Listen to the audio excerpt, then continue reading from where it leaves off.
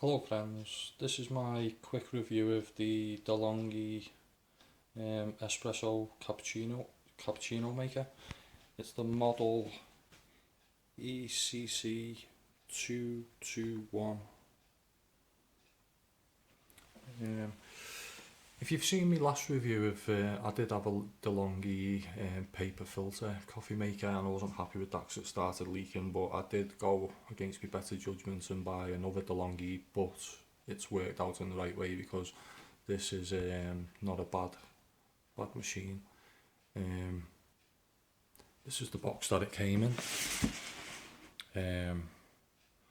As you can see, all the contents, you got the scoop, the filter holder, and you've got the single and double espresso as well. I'll show you the machine in a minute. I'll go through the different things to do with the machine. So that's the box that it came in, and we'll go over to the machine now. Right, so here's the machine itself, and what we have is the control panel here, which is left for steam and right for the coffee maker. We have the adjustable steam on the top. We have the milk frother here.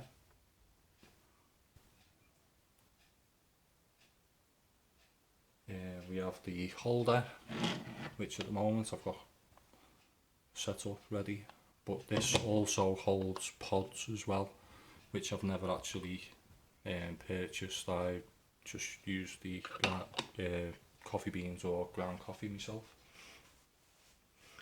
Built-in coffee tamper, which is quite handy, but with this machine you can't tamper the coffee down too much because it does restrict the flow of water.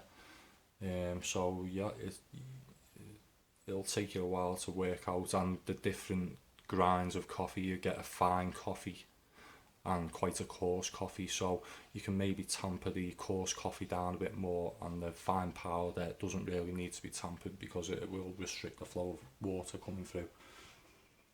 We've got on the back the removable water reservoir, which I do not usually. I'll remove it now to show you. There we go. I don't usually remove it myself because I thought if there's one thing that's going to go wrong with this machine, it's going to be that seal. So I just usually fill it up with a jug, or fill it up with a glass rather than removing the reservoir. It's also got an auto on-off function, so once you've made your coffee, if you walk away from the machine, it will automatically switch off after a couple of minutes. That is the double espresso, and as I said, I've already got this one set up, but that is the single espresso. It depends on the strength of the coffee. If it's a very strong coffee, I'll normally stick to the single espresso. If it's not too strong, I'll use the double. You've got the drip tray, two-piece drip tray, which I've removed for the moment because the cup that I'm going to demonstrate with doesn't fit under with the drip tray there. Right, so I've switched the machine on, cup's ready and I'm ready to go. The reservoir's filled up. Just a few quick points. It is handy having the removable reservoir there if you want to use it. Like I say, I don't use it really myself. It's really easy to clean. I've give it a wipe over every now and again. It's pretty easy to clean. The tamper attached to the machine is a plus point because normally you're hunting round. So a lot of the time I use the back of the scoop. Like say with this machine you really don't need to tamper the coffee down too much. And ease of use as well, it's really easy to use. Value for money as well, it's a pretty cheap machine compared to other cappuccino makers, espresso makers. So it's a good machine in that regard, that it's pretty cheap.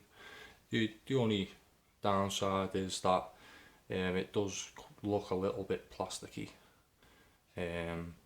but like I say, overall it's a great machine.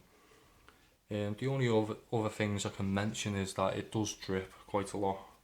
After using the milk frother, that will drip for a long time after you've used it, and also underneath where the coffee comes out, that carries on dripping for quite a long time.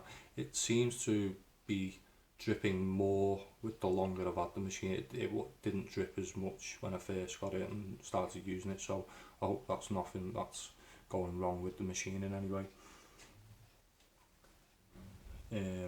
Yeah, like I say, it's just the like I say, the tamper's there, but you don't really need to use it that much with this machine.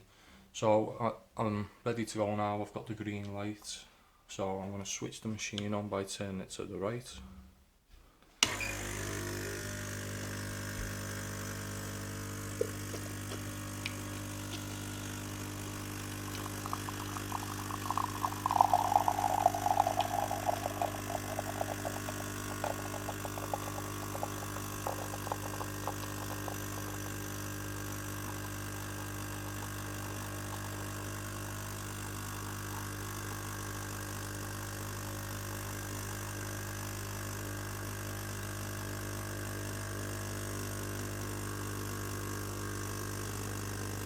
Now I don't really like very strong coffee, so I fill the cup up quite a lot. I'm not one of these who drinks tiny little espressos, and normally fill the cup up quite high and then just add a bit of milk at the end.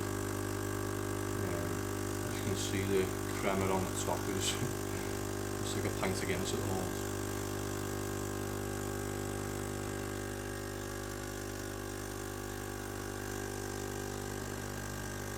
Right, so now I'll just click the machine off, let the majority drip through, and then I'll take the cup out and replace the drip tray before it makes a mess everywhere.